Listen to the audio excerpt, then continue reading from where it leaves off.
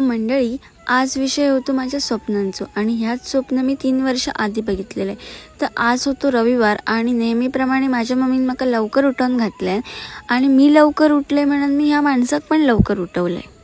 तयारीच्या नावाखाली ते फक्त लिपस्टिक लायलंय आणि भावाशीच्या गाडीवर बसले आणि तळावड्याक जाऊक निघाले आणि सरळ येऊन पोचले माझ्या शॉपार। सामान टाकलंय आणि कुडाळाक जाऊक निघाले कारण आज मला खूप सारी कामं होती।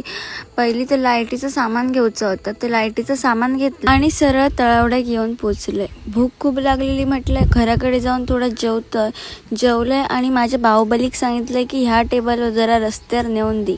तळावड्याक पोचापर्यंत माझे तर नाके नऊ झालेले। येऊन शॉपार पोचलो आणि कामाक सुरुवात केली।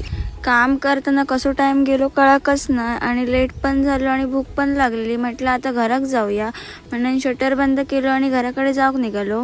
आणि शॉपचं बाकीचं काम मी कसं केलं आणि काय काय केलं ह्या बघूच्यासाठी नेक्स्ट व्हिडिओ बघा। थँक्यू।